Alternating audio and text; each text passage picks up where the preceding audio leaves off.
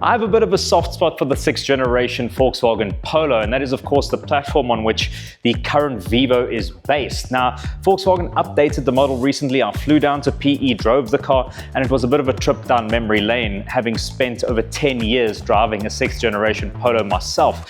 Now, subjectively, of course, I like this car, but I'm in the business of giving objective motoring reviews. So the best thing to do would be to compare the Vivo with something that it competes with. And we've got a long-term Suzuki Baleno here, and we're going to compare them. These two models, the style derivative of the Vivo and this GLX derivative of the Baleno, are competitors in terms of pricing. But when we compare them in the areas that matter, as you'll see, this doesn't end very well for the Volkswagen. Search AutoTrader.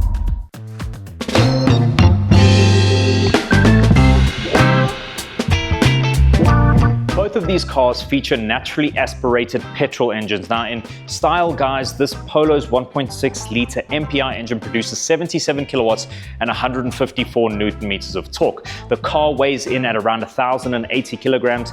This model has a 5-speed manual gearbox sending power to the front wheels. Plain fuel consumption figures and real-world consumption are always very different though, and we've achieved around 6.8 liters per 100 kilometers in the Vivo during our week with the car.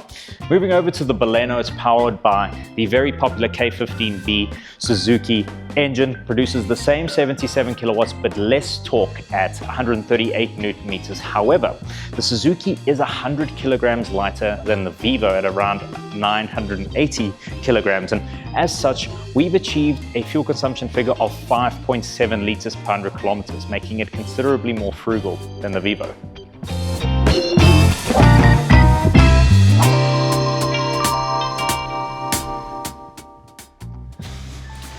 When it comes to the drive quality of cars like these two, well, there's not too much to pick between the two. You see, both of them got very light clutch actions, the gearboxes are easy to operate, relatively light steering wheels, they're compact, they're relatively light on fuel. So it really comes down to pricing and specification for the average consumer.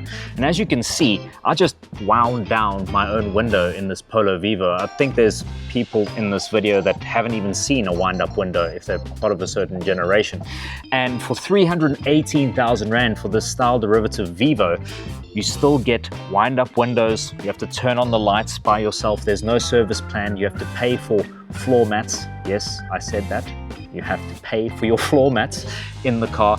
Whereas you look at the Suzuki and it has got pretty much every conceivable feature you could want in a budget car. That car even has a head-up display. It's just like not comparing apples with apples, even though these are both apples.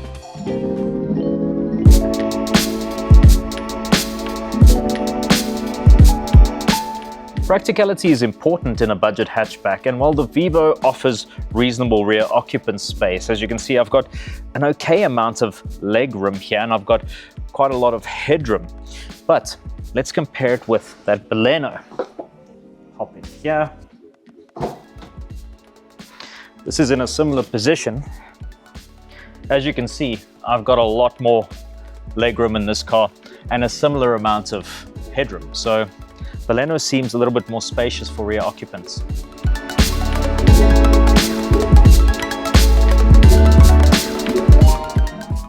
Boot space is another key consideration in the budget segment, and the Vivo isn't bad. It's got 280 liters of space. As you can see, we can get 2 of our bags into the boot, but it's a little bit cumbersome. It's just the form factor of the boot is a little bit dated.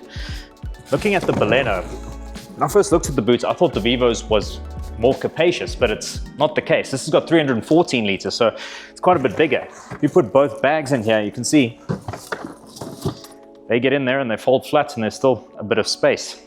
It's another win to the Baleno.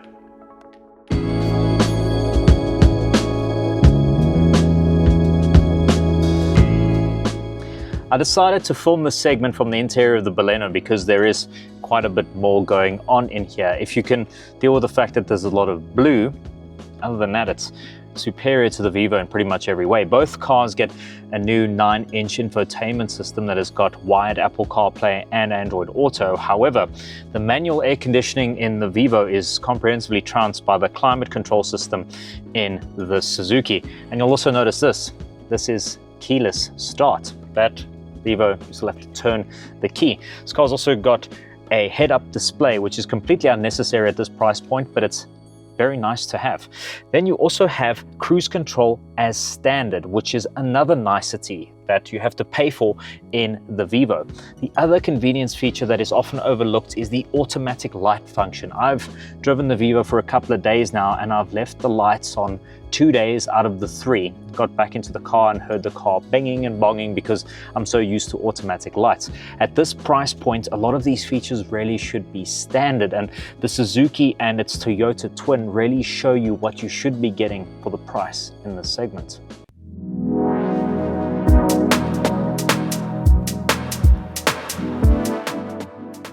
And that's that for this comparison, and well, it's a little bit one-sided, as you can tell. The Suzuki Baleno comprehensively beats the Vivo, managing to offer more specification for less money. Ultimately, in this segment, that's what counts for the most. The Vivo is not a bad car, and it's built here in South Africa, meaning that you're supporting some local employment, but that still doesn't take away from the fact that this imported car comes in comprehensively specified and at a lower price than the Vivo. Volkswagen will probably have to do something about the pricing.